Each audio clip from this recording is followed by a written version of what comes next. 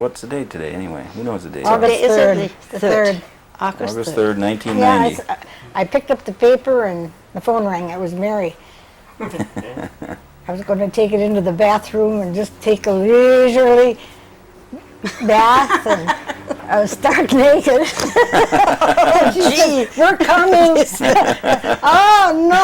You know what happened to me? I started talking and I thought I was talking to Eleanor Batan. Oh. But don't ask me why that flipped in my brain when I talked to you on the phone, but that's what happened. And it took me a couple of... Yeah, this The is voice Eleanor wasn't right? to Frostman. get it straight who I was talking to. So we're here in the home of Eleanor Frostman, Yeah, and visiting is Norma Chape that's right. That's right. from Florida, or let's say from Copenhagen by way of Florida. That's right. By the way of Bayfield down to Yes, Florida. right. And how long have you two known each other?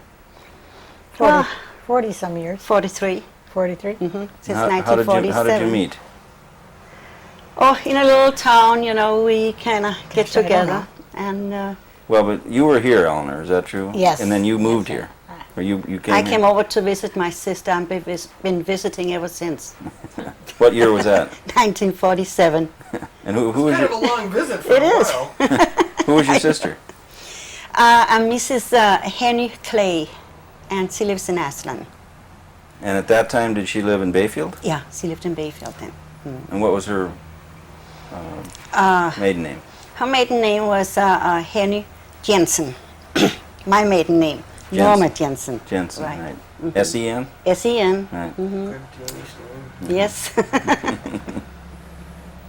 And through her, you met Eleanor? Yeah, I don't know. The first time I remember being with Norma, we each had babies. There was 3 babies born within weeks of each other, and they were all up at my house. And we had them on the Davenport. And somebody took a look at them and they said, "That Frostman sure gets around." They all looked alike, they did. But why poor Frostman got blamed, I don't know.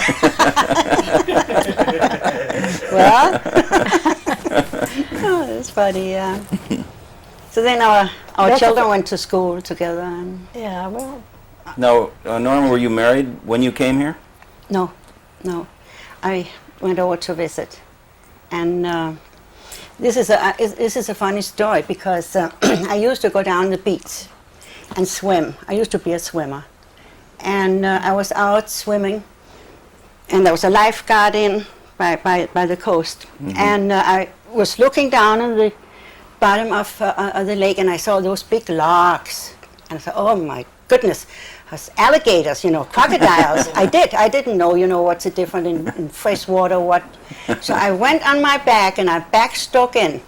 And the lifeguard came up and asked me whom I was, and so on and so on. And later on, that got to be my husband. Is that right? Yeah. And what was his name? Don Chape. Don. Yeah. Uh-huh. And he lived So that was here. my Waterloo. Well, Yeah. it's a good thing that you got chased in by those alligators. Yeah. wasn't it something about an otter too in the water that's frightened somebody? And don't It ask me. probably was. I don't know. I don't recall that. So but too many this, stories I can't remember about. Yeah.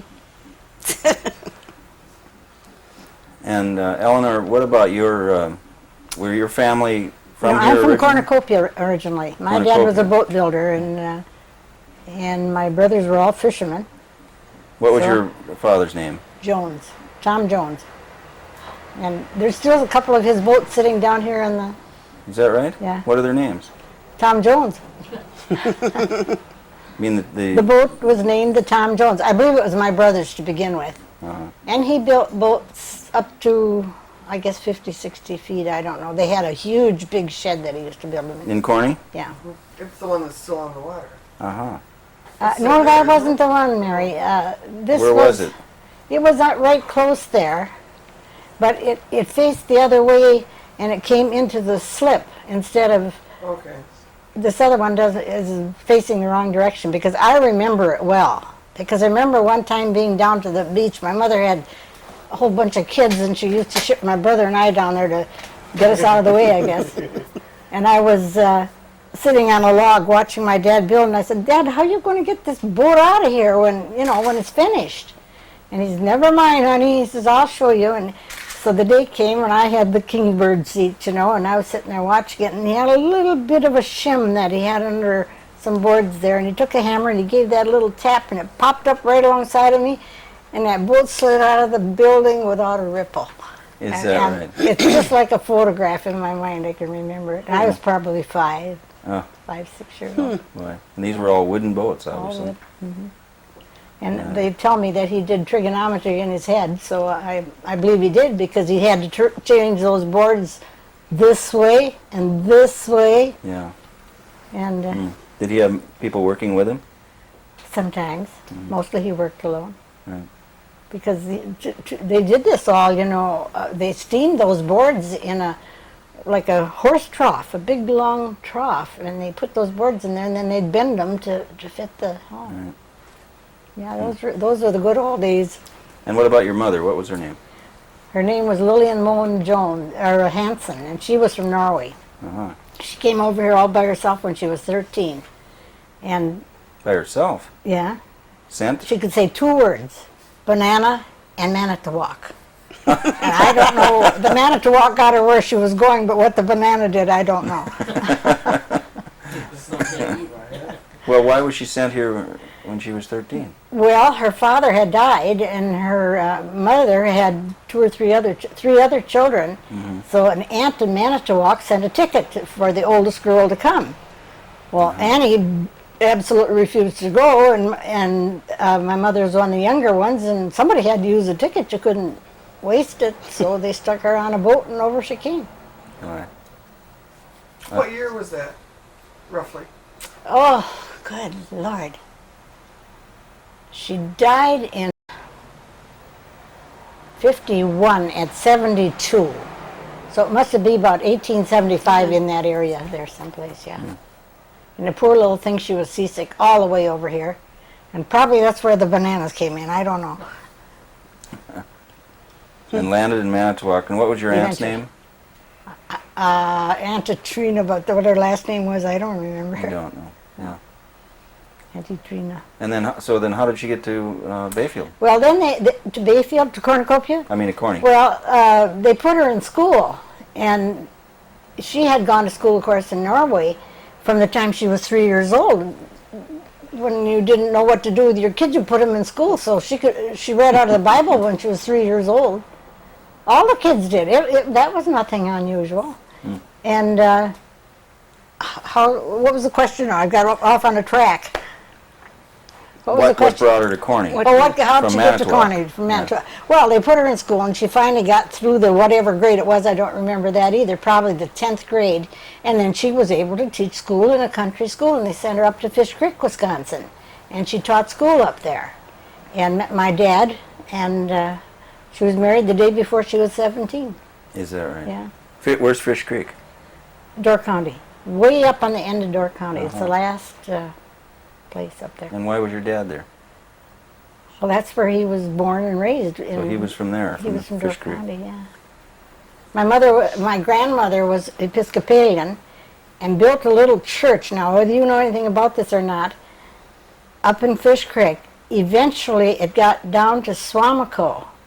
They said she literally built it with her own hands, and she was out there with a hammer and the nails putting that thing together. Wow. And it's in Swamico now because they weren't taking care of it in Fish Creek, and somebody or other. We knew nothing about this because it's been so many years, and we all turned out to be Lutherans, and because that was the only church in Corny, I guess. You either were Catholic or public, you see, and we were public, so we had to go to the Lutheran church. Had more to do with the school than it had to do with the church. Sure. Well, what brought Tom Up here? Jones up here? Yeah. Well, because there was a demand for somebody to build boats, and the fishing was good, and his brother, they came up here, built a couple of boats, and his brother ran the fish rig, and my dad built boats. Right. And then when he wasn't building a boat, he was a fisherman. Right. Never ate a bite of fish in his life. He didn't. No. Never. Oh. The only time we ever had fish was when we had company. Is that right? Yeah. He was around it enough. Yeah, that was for sale, he said. I guess he didn't like it, or I'm sure he must not have liked it because he wouldn't eat it. And so, just carrying the thread further, you were born in Corny then? Yes, I was. And the doctor was Dr. Pickett. Does anybody remember that name? I remember the name. Yeah. Of the Pickett house.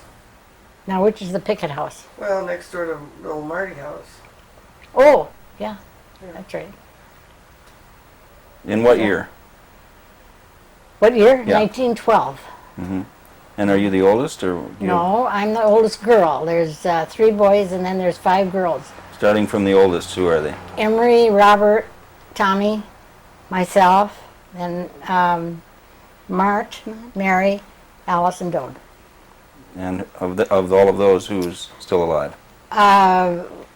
In the last 2 years, we've lost 2 of the family. My sister Mart died many years ago. Mm-hmm. And so there's 6 of us, no, 5 of us left. Right. And we're a very close-knit family. Are they still around here, or have they spread to the Four Winds? They've all spread to the Four Winds. They've been everywhere, and they've all back in Cornucopia. They're all back there now. Mm-hmm. Yeah. And you don't blame them either, because it's nice out there. It's a wonderful place. Well, now let's back up to you, Norma, to Copenhagen. And what were your folks doing over there? Well, you know, Copenhagen is a big city, Right. and my dad was on a big ocean liner, and my mother was just housekeeper. What did he do in the ocean liner?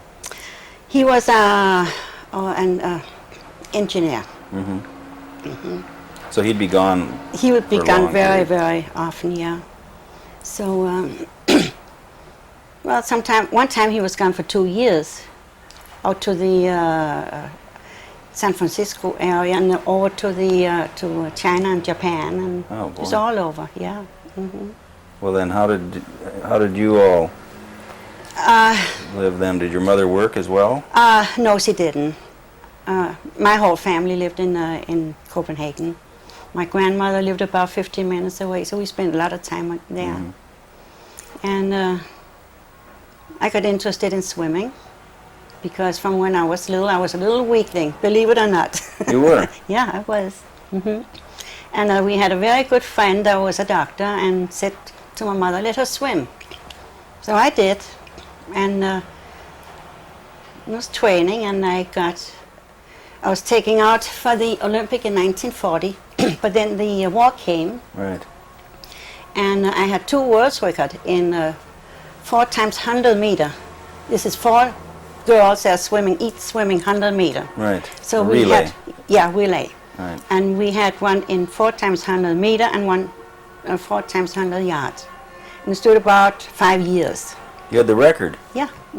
Oh boy. What is there? Some chivalry going on? there? Somebody scared. Keep that alive. Yeah. So when were these world records? Yeah.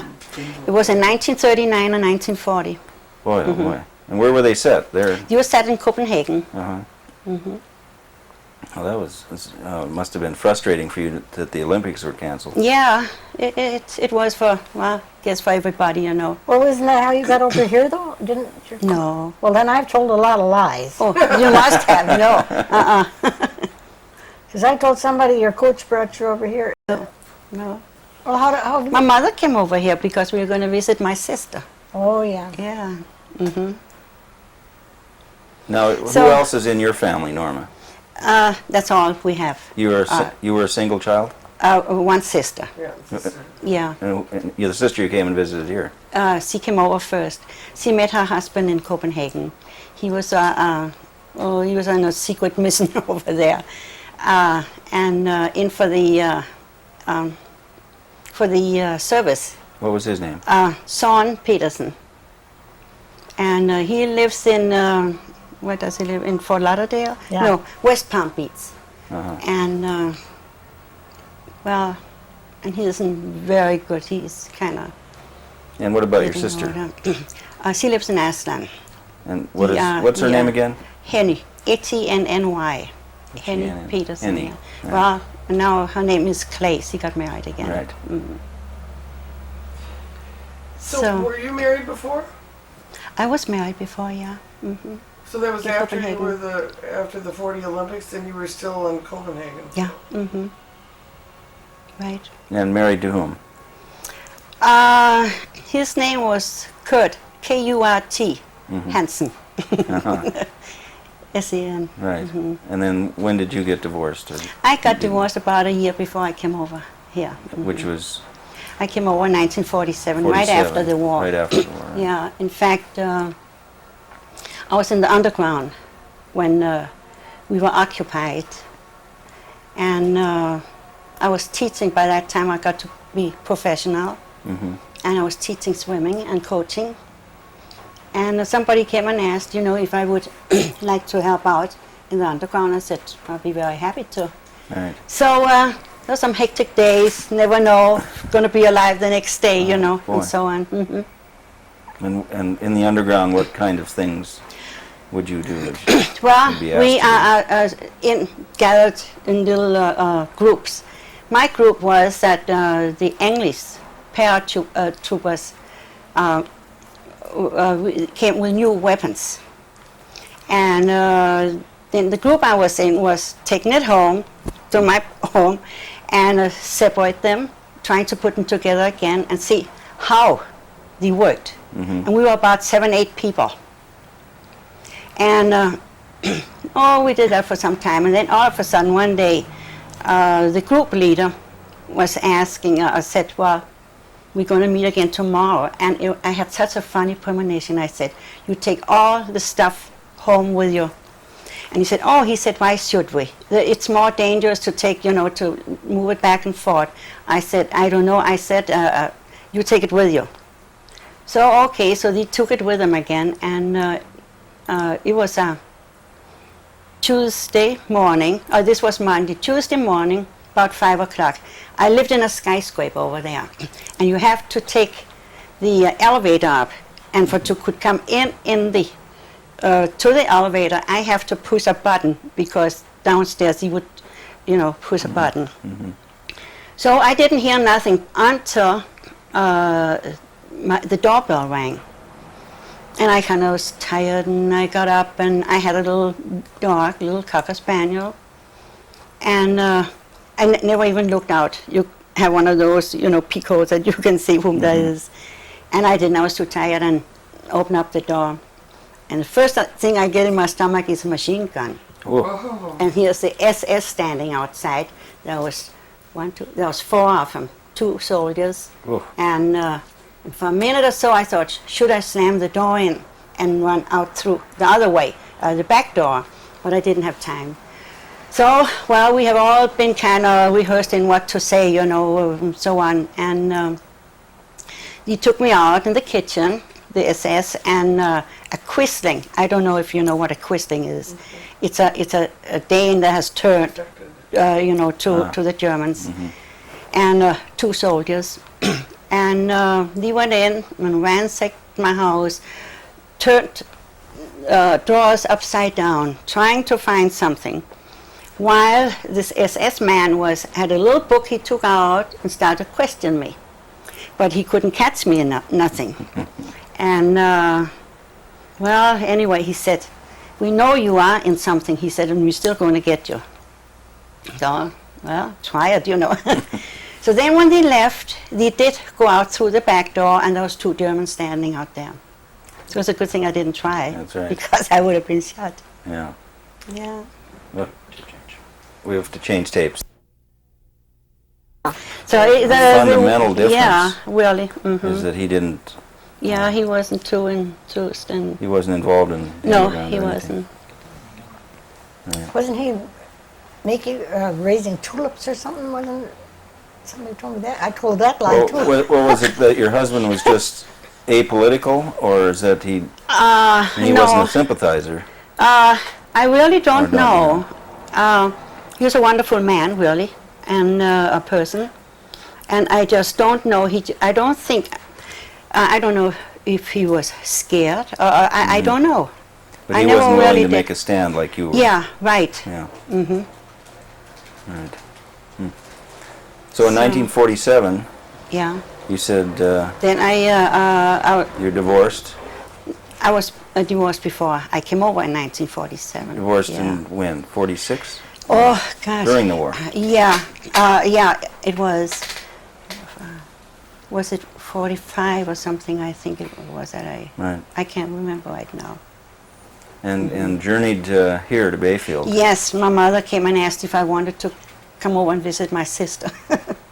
And I said, oh yeah, if I can get somebody else in my place as teaching, you know. Mm-hmm. And I did. And we came over and my sister had her baby. In fact, that was one of the main reasons, you know, that we came. And I met my husband and kind of talked it over and like this. And well, anyway, we got married. Right away. No, not right away. I stayed over here for about 4 months. Yeah. And then you went back again? No, I didn't. I had to do all by letters, you know. Told the girl that I had in that was teaching, you can continue, you know, if it's okay and so on, you know, and my apartment and everything else. Hmm. So And my mother went home by What happened herself. to all your nice furniture you had in there? Oh, I don't know. well, that didn't I wanna know what matter. happened to the dishes? Love was all that mattered. Is that right? Yeah, I guess so, yeah. So married here in Bayfield? I was married here, yes. I had 2 daughters. Yeah. And they just been What here are their visiting. names? One is Diane Chape Jones, Uh-huh. and she lives in Connecticut. And my older daughter is Susan Wangen, W-A-N-G-E-N, and she is in Omaha, Nebraska. Uh-huh. Her husband is a lieutenant, colonel in the Air Force. So they didn't stay around here. No. So But Diane, the youngest one, was just here and kind of plan on buying some land and to build. Yeah, her heart is here, well it is. Yeah. Mhm. You get attached to this place, don't you? Yeah, you do, yeah. So when you came over then, getting back to you, Eleanor. I didn't come these- over. No, when Norma did, came over to... The babies were on the couch. Yeah, that's last year to me. Yes, right. And you had a little baby Yeah, at that time. was Norma's and mine and Cahill's, Yeah. Holy Right. Cahill's. And what was it that drew you two to become friends? Oh, good Lord, I don't even remember. Well, we I belong think to I- we belong to Junior League. We called it Junior League. That time I it's think a I was civic. around to straighten out her English a little bit. Uh-huh.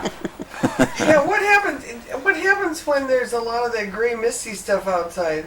What do you call that? Mist horn, and then it's very misty. I don't dare say nothing else. Another word that starts with an F, you don't dare say that? That's I thought you sang it. Yeah, I sing on it. I can say fuck.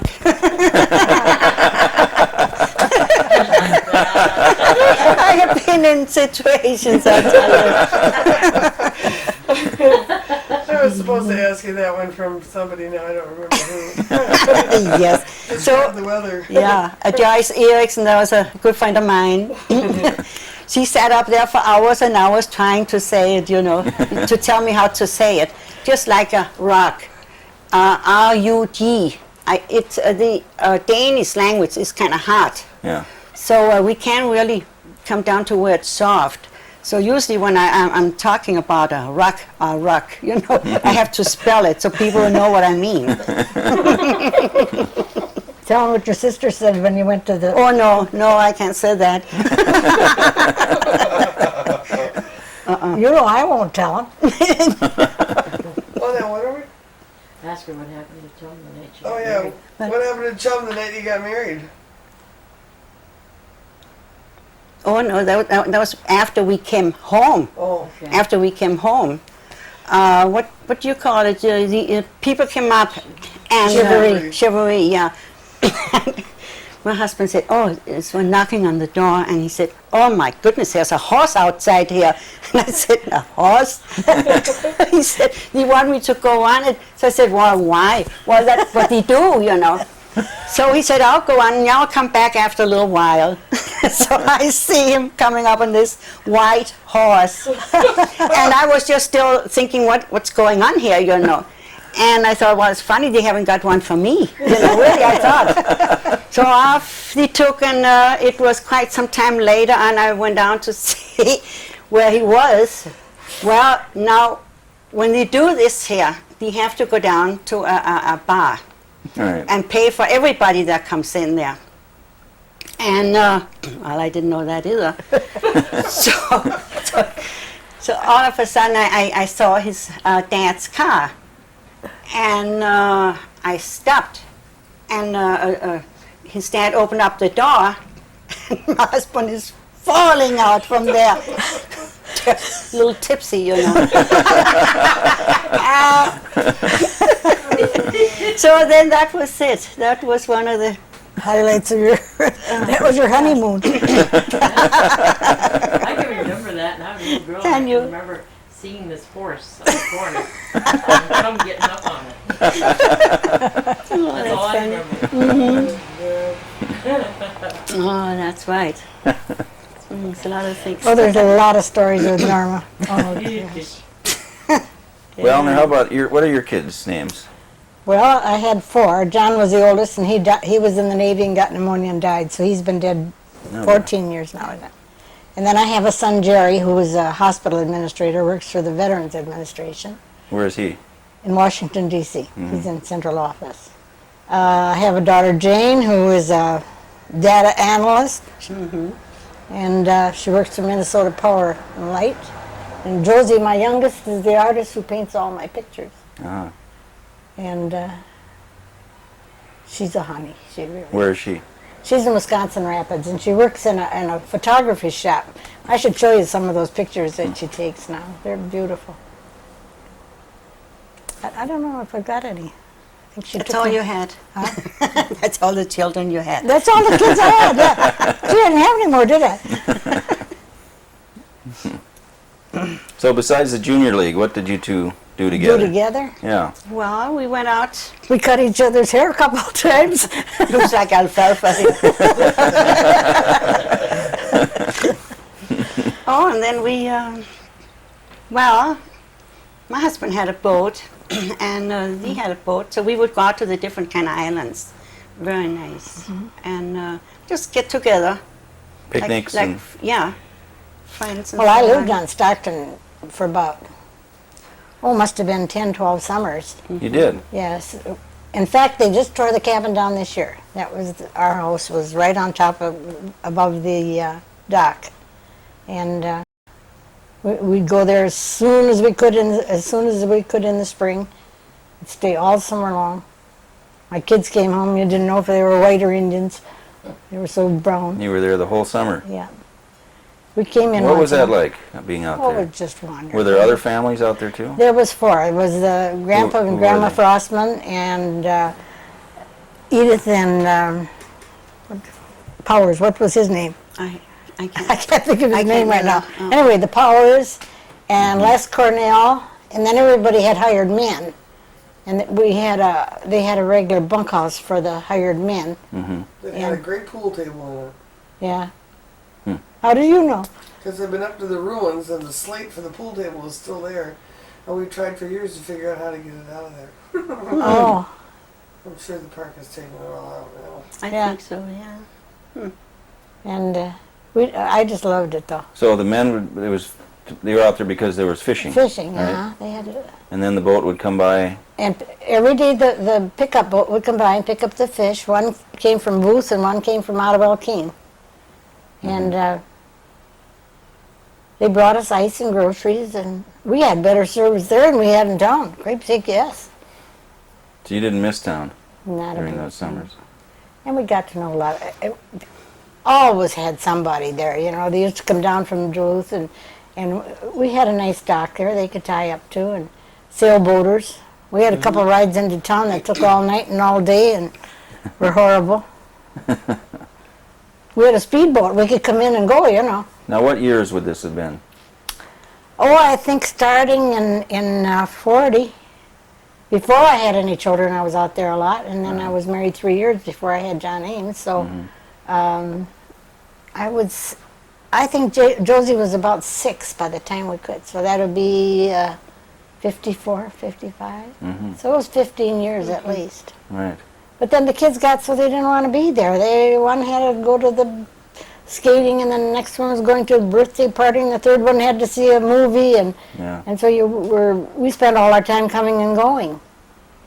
And well, by this time the eel were in the lake too, and John had built a big boat of his own, and he had rented Otto Keen's boat. Remember that, the pink one? And he had both pond nets and gill nets and hooks and every kind of thing you could think of to catch fish. And in the fall, he'd hire about 30 men. Whoa. So anybody like that had to get out of it because you knew you couldn't keep, it wouldn't pay to fish, you know. And if you've got that big a crew, you can't manage. And so the first eel he saw, he sold out. Got rid of everything, and he went to work for the dredging company. Was it the Lamprey? Lamprey, yeah. Lamprey, eel. Right. So Which dredging company? Dunbar Sullivan, Where? out of Detroit. Oh. And we followed him around for years. I think every port from Sault Ste. Marie and Detroit and Rivers, and I didn't always go with him. That was just too much, but we did a lot. Well, finally, then he got on the bridge up in Duluth. His company had part of the contract up there. And when they built what do they call that thing? The Blotnick Bridge. And so he was up in Superior working on the bridge. Jerry was in one dorm. Jane was in another, and Josie and I were living here. And there wasn't a day somebody wasn't on the road between here and Superior. And so he said, for cramp's sake, rent the place, come on up, and we'll have the kids, you know, at home, and we can save maybe a nickel. So that's what we did. And I got to Superior on the 1st of June, and on the 15th of June, I got a call from the head librarian, would I come to work for him? And I did, and I said, I'll work 1 year, and that's it. And I was there for 15 years. Where? You mean in Superior? Yeah. Oh. So those would have been what years? I You think lived I went there. up there in 60, wasn't it? Or I think so. 61. And came back here in, must have been in 60, because I came back here the end of 64. I was there almost 15 years. So when did this house burn down? This house burned, The kids, how old were they? oh, maybe 5 and 6.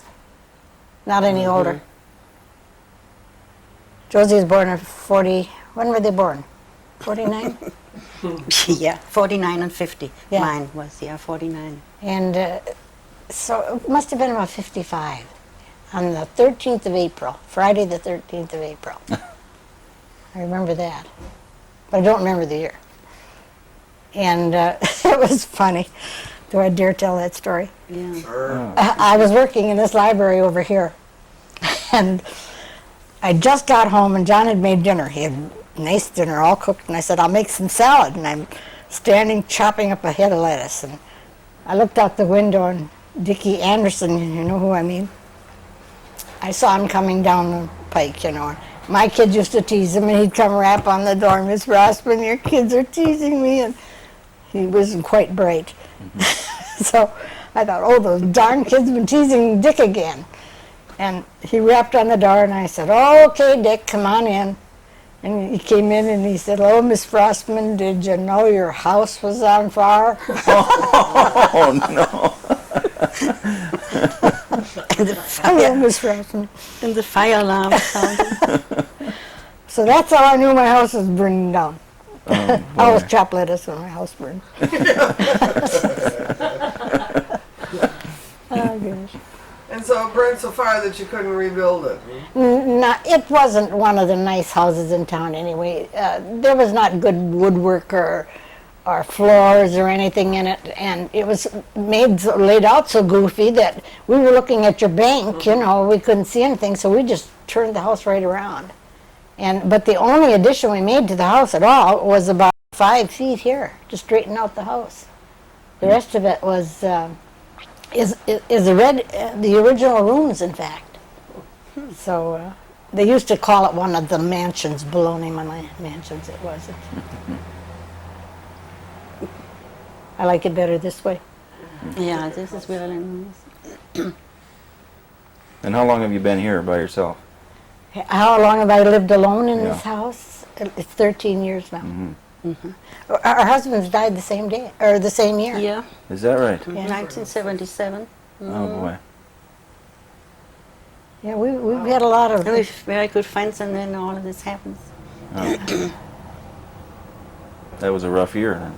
It was, 1977, years in May. I just wonder how, you know, if they did that to me now, I'd be madder than a hatter.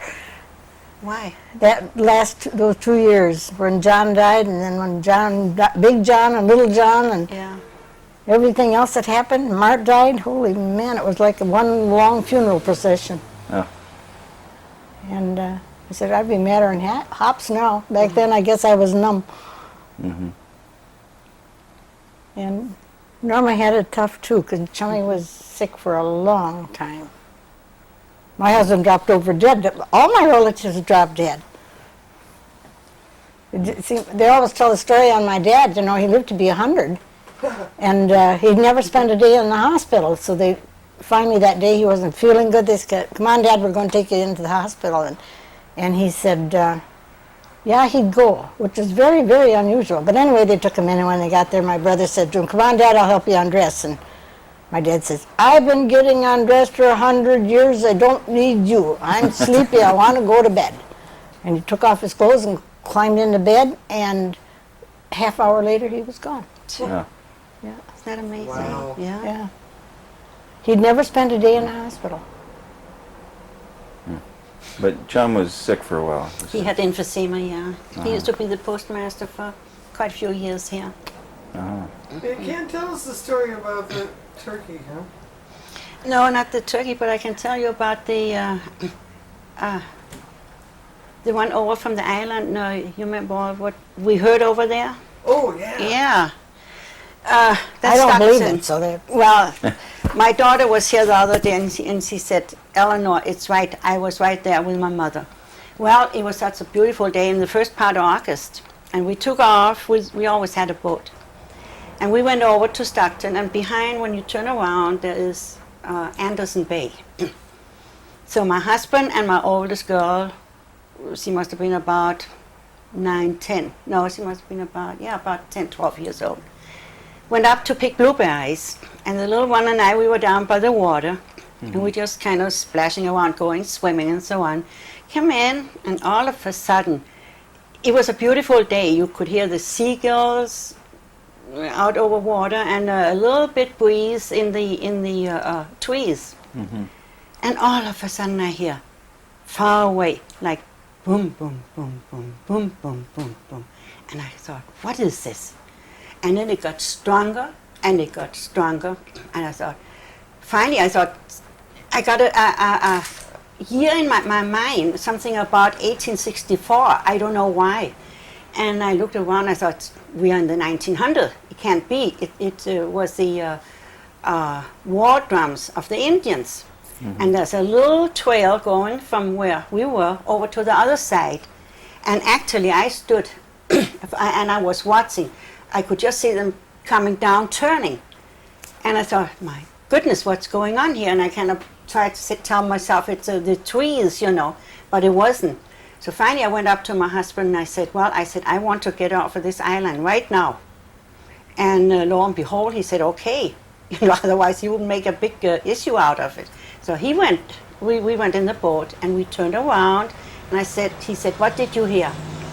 I said, oh my goodness, Chum. I said, I heard just war drums, and it was just like you were going to come any minute. And my youngest daughter heard it, and she came up and she grabbed my hand and said, Mom, I'm scared, you know. I said, well, what did you hear? So what he heard was just like a big gathering for a picnic. A lot of voices that was going up and down, happy voices. And it was a strange thing. So we came in, and I was telling some of the Indians about it, and he said, "Oh, you are so blessed. We would give our eye teeth if we had heard about it." And I said, "Well, what?" When you came back to town, you were Yes, saying I was the- telling some of the. It happened that I knew few people from Grunky's restaurant, and there was Indians, and they looked at me like, "Oh, and that you heard this here." I heard something about later on that there's a book out called The Drums of Lake Superior. I've been trying to get a hold in it. I don't know where to get a hold in it. But anyway, they said that I was blessed because they knew about it.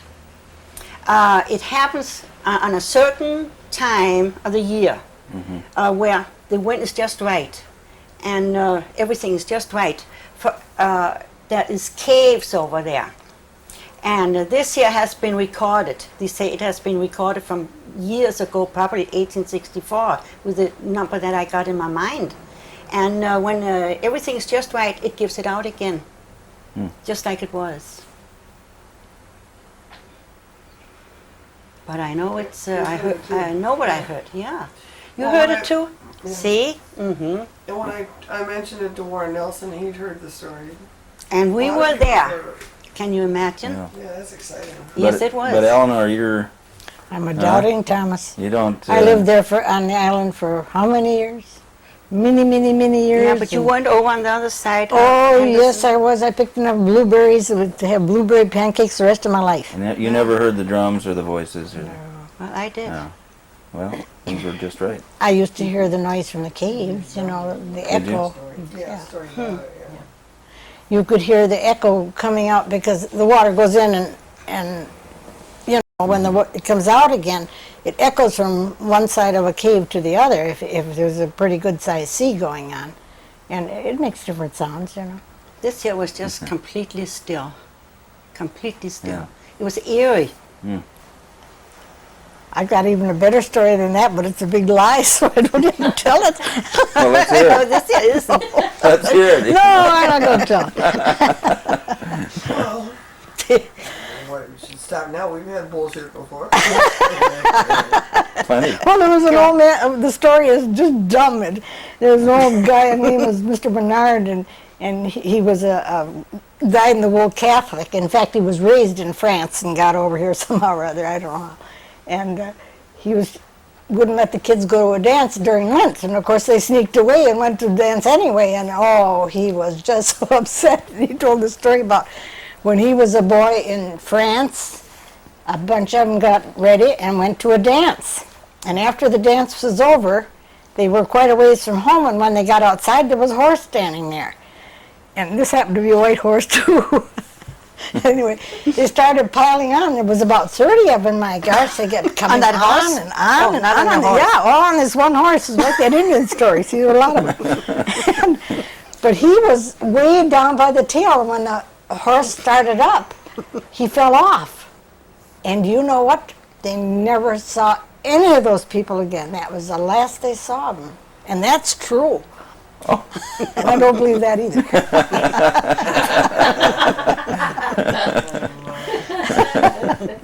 That what reminds me is the story of the No, I was petrified. I'll tell you, I said to myself, this is the 1900s, it can't be, Well, I don't think I went to a Well- dance that Saturday in Lent. I think I No. stayed home. Well, did you go? How long before you went back to the island? After that experience? After that? Yeah. Oh, I don't you- know, we were always out to all So the that didn't islands. keep you yeah. away? No, it Yeah. didn't. But whenever I've been over there, I always think about it. Yeah. Mhm. Yeah. And like I said, the Indians know it, and that I heard it. It was really something, and it was. And but isn't that strange that I heard that and my husband heard the gathering of the picnic? Yeah. What Diane hear? Me. She heard, she came up to me and she said, Mom, I'm scared. What is this? And she was here the other day and she said to Eleanor, I still remember that. And we heard it. Mm-hmm. Well, you could hear the sounds, you know, you hear different sounds from But Diane's the one who won't let you tell a story about the turkey. No. What but, turkey? No, I can't tell that one, but I can tell the one about my fur coat. All right. Oh, that's a After good I came over here, my mother went back. She knew it was really, really cold over here. So she felt sorry for me. So she sent me a really beautiful fox fur coat so I could have on to kind of keep warm. Mm-hmm. So I was always in the car driving around and I had the fur coat on when it was cold. And, you know, you should lift it up in the back because otherwise it kind of gets worn out. Yeah. Well, I didn't do that. So one time my mother, well, not one time, but my mother got sick. She had a stroke. And my husband told me I should go home and see, you know, what we could do, what I could do. So I took the girls with me back to Copenhagen.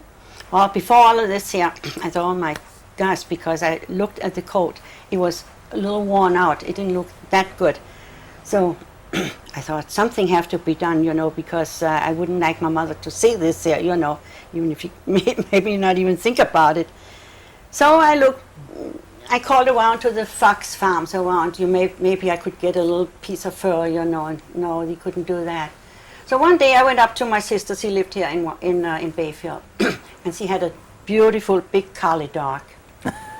And I had my coat on, and I was walking out of the out to the door, and Powder was the name of the dog. Came up to me. I said, I said, it has exactly the same color, you know, as the dog. So hey, so I asked if I could borrow a brush and a comb from my sister, and she didn't know what I was thinking about. So I did. I really brushed it, you know, really, and there's a much down around here, you know, and I got a really nice lot of it. And I asked for a little bit of glue. So I spread the coat out on the kitchen table. I put a little glue here and there, you know, and put the fur down from the hair from the dog. It was really, really nice. I was so proud of it. So I took it on and went home and I said, thank you, you know, thank you, Powder, you know. So anyway, I believe, was it this day or the next day, there was a big junior league meeting that I went to. And usually we don't go home right away after the meeting. We sit and we talk, you know, and so on. And then I was walking home. It was around 12 o'clock. And walking home, and it was brisk, and I had my coat on. All of a sudden I hear, woof, woof. And I hear another one, woof, woof. And my gosh, before I knew about it, there was about 8-10 dogs around me. And I thought, oh my goodness, what am I going to do? And the lights started to go on on the houses around. And I was scared here too, you know. I thought, should I hurry, throw the coat away, or what should I do? So I ran as fast as I could. They came after, they were even fighting between themselves.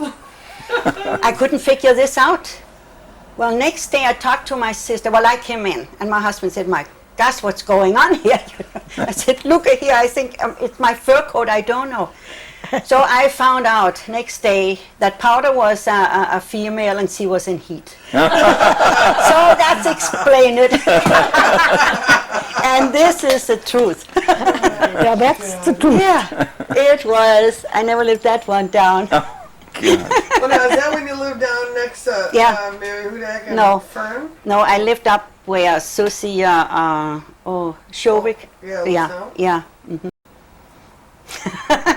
Did I run? Oh, that was fun.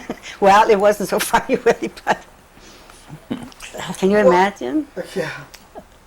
So how long did you live up on 6th Street? Oh, we lived there about 6th Street. That's is that the that's the one coming we in on lived. Highway 13. Yeah. Oh, we must have lived there maybe about 10 years or something. And then like you moved that. down to And then we bought the house down on 4th. Yeah. And so the Plastics still live there, you live there, and Mary and Yeah. Huda. So Yeah. y'all live there together? Yeah. Oh my goodness. Yes. Oh dear. Oh yes. It was fun. We were very good neighbors, all of us. Yeah. Oh my. There must have been more than one story to tell out of that bed. Oh, I'm sure right now I can't think about it. And Yeah, there's been a lot of things going on.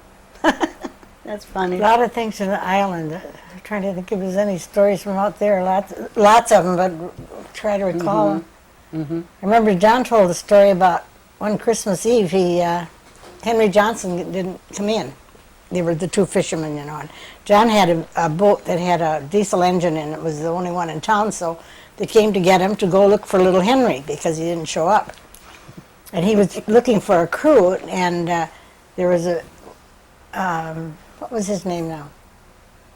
Arden Saunders. Oh, yeah. I didn't- Wanted to go along. And John says, I don't want you on the boat. He says, I want some fishermen who can read a compass and who knows the water and knows what to do, you know. So they pile on the boat and they go out, and of course they use a big, strong light to see if they can find, and they finally just found Henry, and somebody came and told John, he says, Arden isn't here. He would have gotten out of the boat. And the only way he could get out of a boat, because this was a fishing boat and it was deep, and you know how they are, you're up to here. You'd have to climb out. You couldn't fall out. And they never did find him. And this was on Christmas Eve, and poor John had to come into town and tell his family that he hadn't come home. And the best part of it was John didn't even know he was on the boat until somebody came, because he had told him not to come. But it was a good-sized boat, and he got on, and John was up in the pilot house. So for, I think it was 10 days, they looked for this guy. Well, that's ridiculous, because it's Christmas Eve, colder than Christmas, you know. Luckily, they found Henry anyway. And that was the end of that story. But Did John have close calls? Good many. You remember? You told about him. Remember one or two of those? Well, they told about one that was a summer storm, and it was so bad. And the waves were washing right over the top of the boat, and one of the gangways broke in. And he ran to grab it, and when it did, it caught his fingers somehow, and he blackened every one of his fingers, and he said he never had anything to hurt him so bad in his life. But anyway, they got in behind Bass Island, and otherwise they never would have made it. And a lot of close stories, yeah. I think one of the worst stories I ever heard is my dad, though, and that was with Mr. Wrighton, Mr. Miller, my dad, my uncle, my brother, and a couple of cousins. They had a good-sized ship, but it was and they were fishing, and my uncle put all the nets on the boat, and Mr. Wrighton owned the boat. They brought it out to Cornucopia, and they set all these nets, and they were going to fish in the wintertime. One night they woke up and the darn boat sank right out in the middle of Lake Superior. But they had a lifeboat there, and they rowed right across the lake from this side to the other side, and they were all saved. Good Lord. Yeah. It was quite a... And I think at that time I was about 10. And remember my mother looking out at the water and looking out the window, you know. And finally I said, why are you always looking out the window? Well, she said, your dad should have been in by now. And then shortly after that, we got the call that they were in Grand Marais. Oh. Boy. And the only thing, my dad had taken the pancake griddle, and we were very upset because it's on the bottom of the sea. Well, was Chum always a postmaster, or did he do something else? Oh, yeah. He when I married him, he had the school buses. I believe 4 of them. What was it? I don't know. 3 or 4 school buses. And then when the contract was going to be renewed, he got underbid. So then he went back to college to Northland, and Well, anyway, he took different kind of classes. And then it came up that the postmaster job was up for grab, and got it. So he was postmaster for quite a while then. Yeah, he was. What year did he first become postmaster? He died. Oh God. Well, he Must have been retired. So yeah, he retired from there. He retired on disability. Mm-hmm. Oh God, he must be about 30 years or around there. I can't remember. Well, how long had you been married before he... Almost 30 years. No, I mean before Oh. he went into the postmaster job. Oh, just, well, Diane was about 3-4 years. 3 years. So we're talking then probably somewhere around 1950, early 50s? Yeah. Somewhere in there? I'm not so good with now, but so remembering. Did you have other jobs besides raising the kids? And Yeah, what did you do? well, after the kids went to school, I have too much energy, so I had to do something. Then I went in. I was in the bank about 9 years, and I went up for Head Start for a year, and there was too much to do at night. You know, too much out visiting the children's family and so on. So I was going to go back to the bank again, and I just happened to see in the paper that the position for county bookkeeper was open. And I don't know why, but I put in my application, went over to took a test, and got it. And I stayed there almost 19 years. Oh, Yeah, I got to be deputy county clerk and bookkeeper. I loved my job. Whole place fell apart when she quit too. Pardon? would somebody like a cup of coffee? We made it fresh hot. Well, I loved it, really. I like to work, and it was so nice. The people were so Would good. you like a cup of coffee? did you keep up your swimming when you came over here? Yeah, as much as I could, because there was no swimming pool that time, so here was Lake Superior. I did go over to Northland College. And, But you never swam competitively again? No, I couldn't. That time, I went in for teaching, and then I'm professional, you know. Right. And that time, well, now they can do it, but Yeah. that time they couldn't. You gave up your amateur status. Yeah. Right. In fact, I had a girl that went to Australia and got first place, and I had been training her in backstroke. She got the gold. Ah, Yeah, so I was really proud of that. What was her name? Greta Anderson. Greta Anderson. Yeah. I had about 300 students when I left. It was nice. now you dance. Now I hear. dance, yeah. I love it. Well, and bowl. And bowling, yeah. Yeah. Mm-hmm. So you haven't lost that competitive edge. No, isn't that something I have to do? Yeah, but it? don't I listen to do this. it. She's gonna quit. She won the national championship, and now she's gonna quit. Yeah, tell us about this dance thing. So, you know, Well, a 'cause friend you of only mine. did it for a year, right? Yeah, about last year around April, a friend of mine said, well, we would like to go maybe go in and see how dancing was. So we went into Arthur Murray's studio in downtown Orlando. And, well, we came in and started dancing, you know, with our instructors. He had one and I had one. And I did dance a little bit in Copenhagen, but of course 43 years ago, you know. 42, and he said, dear, have you been dancing before? And I said, yeah, a little bit, you know, and like that. So, but he's fantastic instructor, really he is. He can get the bit out in me, but it's through tears and sweat too. I had cried, yeah.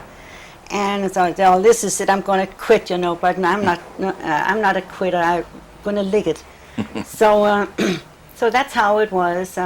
Went to showcases, and went to Dancerama down in Miami, and we went to Ohio, and the last one was Las Vegas, yeah. And we won 11 first places and 1 second place. Yeah. Yeah, and it was called Arthur Murray World Dancerama. But you're going to give it up now? No, I'm not going to give it up, but I'm going to just let off just a little bit, you know. I don't know. I'll probably go back full time again. But it's fun. Love it. It's good exercising. Well,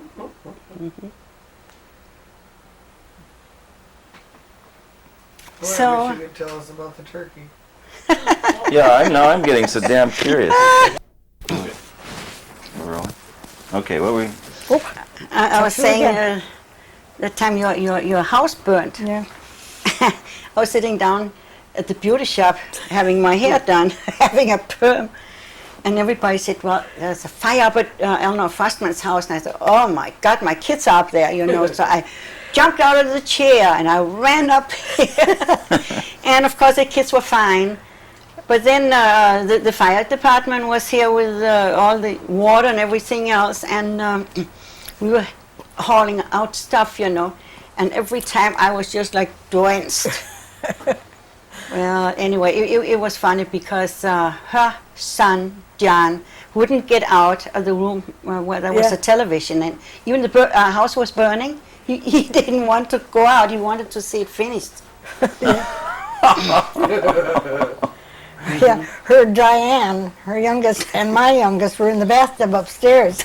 And Diane had Josie's bathing suit on, and Jane had gotten a new bathing suit, and Josie put it on. And we couldn't get him out of the bathroom because she wouldn't come out with that bathing suit on.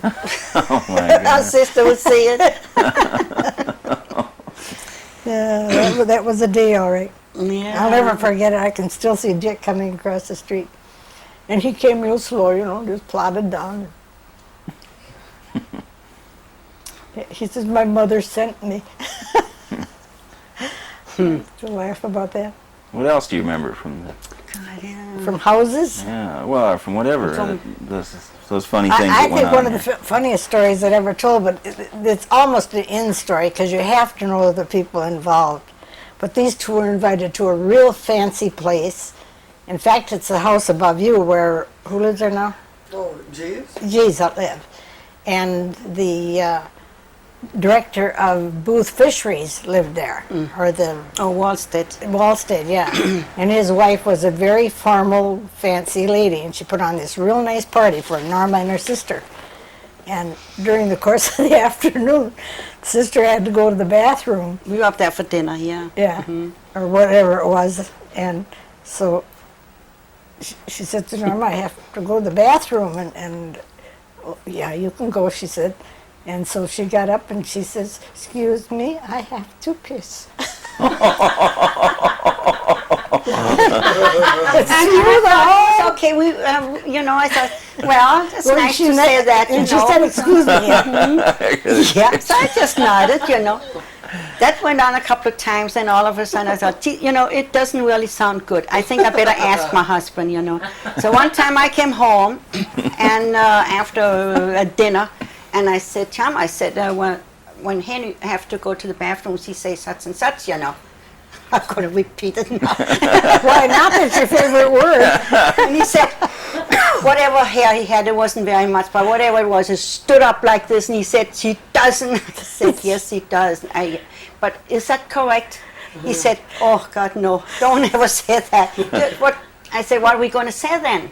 He said, well, just excuse yourself. Okay, so I told my sister this. I said, okay, you know.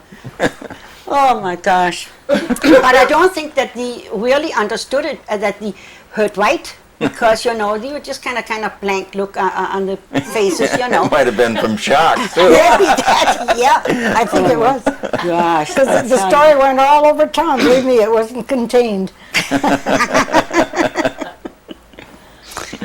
I wish she tells the story about the turkey because Oh, yeah, let's it hear this makes it turkey look story. as though you're doing all the goofy stuff. Chummy did his fair share of goofy stuff. Well, I'll tell you. My daughter's not going to like it, but I'll tell it anyway. All right. It was Thanksgiving, and that was my first Thanksgiving. And my husband said, I said to him, well, you go down and get the turkey from Andy. Okay, he said, so goodbye. About 10 o'clock that morning, Okay, I was busy at home and it started to be about 2 o'clock in the afternoon. No chum. Started to be again about 4 o'clock, 6 o'clock, no chum. And I thought, my gosh, what's going on here, you know? But 8 o'clock came. By that time, you know, I didn't even think about any turkey, you know, that we were going to have. But I was getting a little mad, you know, that he didn't come home. So about 1 o'clock that night, you know, I hear a car door slam outside, and I look out. There's my husband.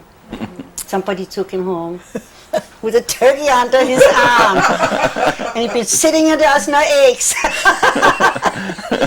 And he come in kind of very, well, hi. I said, well, hi, where have you been, you know? Oh, kind of, and I said, well, let me have that turkey. So I took the turkey and put it down, and I stamped on it. I said, tomorrow morning when you wake up, you can take up to the dump. So that was my Thanksgiving. That was Thanksgiving. Because I don't You know. were no pilgrim. So that was a story a bit about the turkey. So now, where'd the term clock and gun come from?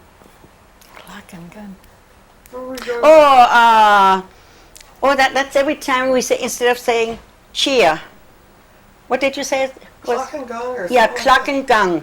No, that's Marie. That's Marie's. Oh, I Yeah, thought that was that's your from phrase. hers. No, but we do say that clock and gun. That means that we have to cheer, you know. Mm-hmm. Yeah, with our aquavit. that? Deadly stuff. Yes, it is. Good Yeah, I love it. yeah, yeah. Yeah, it's She brought good. gallons of it back. Yeah, I brought some back, and my husband had some. When I came home from Copenhagen, he met us in New York. And the little one, goddag far, vi har savnet dig så meget. So he turns around to me and said, Jesus Christ, he said, I can't even talk to my own kids, what is he saying, you know? So I had to translate it. And that went on. She completely forgot her English. Where Susie spoke English to me and Danish to everybody else. And nobody ever asked where we came from, you know. We were over there about 8 months. We helped my mother. So, in fact, she was walking faster than I was when we left. Wow. Yeah. And so that was at snaps, yeah. And he had to have trying to have a little bit of it, you know. And he said, well, it doesn't taste or nothing, you know. It's just like water. I said, just wait. Yeah. You know. And then all of a sudden, you know, that's Yeah. fire. Yeah. For whatever that ails you, you know, it's good. Yeah. Yeah, it's fun to think that back to. Well, who were some of the other characters in town that you remember if you were? Those Joyce and Mel. Those were nice characters. It was my husband's first cousin and his wife, yeah. And I will tell you, there were some characters, really. We both, she's gone now, Joyce is gone, and Mel is kind of, yeah, Erickson. not very good, yeah, Yeah. right. Right. Yeah, I know. But you were wonderful characters, weren't the Tingling? They were that. Yeah. You can tell stories on that one. Yeah, who's tingling? Me. Chum used to call me Tingling. Yeah. So that's why I always call it Tingling. I don't know why. Do you know why? Why No, you called it? I don't. You know? You know? You know, Mary? She knows. She just won't tell. Yeah. Yeah. Well, Eleanor, So- where were you when the flood hit in '42? I was in Duluth. You were gone? Were you married then? Mm-hmm. And your family was still in Corning? Yes, they were all Was there there. damage out there too? No, not like it was all here. right here. I remember that. I remember Chum down from the post office. He had to have his whole gang down there, you know, putting sand. That was the 47 But- flood though, right? Yeah, that was after I came. Yeah. But it would come where it was about that high at the post office, you know, it'd have to have everything up. Yeah. And the sand box, what do you call it? Sandbags? Bags, yeah. Yeah, I was not here when that flood went through. We came back down a couple days later, and we had to go all the back roads because the main roads were all washed out. I remember that. But we weren't living here then.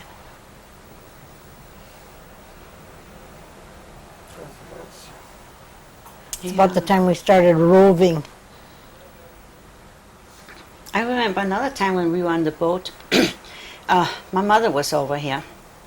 We had my mother, my 2 daughters, and a dog, my husband and myself. We were going to go to Stockton. And we passed Hermit Island. And all of a sudden, I look over on the island and I look again. A great big sign, SOS.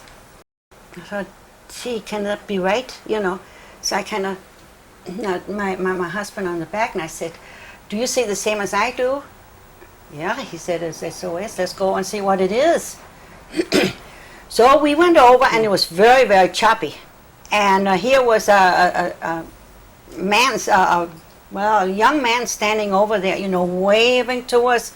And we couldn't even come in, but we had to holler to each other because there's too many rocks and everything else. And he said he has been there. He was very hungry. So my mother and I, we sat and we made sandwiches and threw it into him. And he's been trying to catch a deer over there. Well, finally, that was what he was saying. He couldn't swim. Somebody had taken him out there, and he was supposed to go be over there a week, and then you're going to come back and get him. But he never did come and to get him. So here he was, no food, no nothing. And he had lost about 25, 26 pounds. He was from Florida. He had got one of those maps with a Geiger, you know, to find a lost Treasure. Fortune over there, treasure, you know, that he said, yeah. And well, anyway, I said, we told him we were going to come back again. We were going to go over to Stockton. There's a good friend of ours over there. His name was Ted Twim. He had a big boat. So we got off, and then my husband went with Ted and came over and picked him up. And that was 4th of July, by the way. And then when Mary, you would go see that? we did get him off, and he said he was, was almost insane with hunger. Yeah. And he'd been trying, he saw a deer, and he tried to catch it, nobody couldn't get it. He did go in, I believe there was a cottage, a cabin over there with some flour. And he got that, and then he took him over to Wet Cliff. And I remember Chick Sheridan from Ashland Press and everything was over there, took pictures of him, and that was quite something. Yeah. Right. We was in touch with him for a few years after, but then I don't know, kind of went out. Wonder where he got the map. He got it in one of the stores down there. Yeah, where fortunes to find and so on.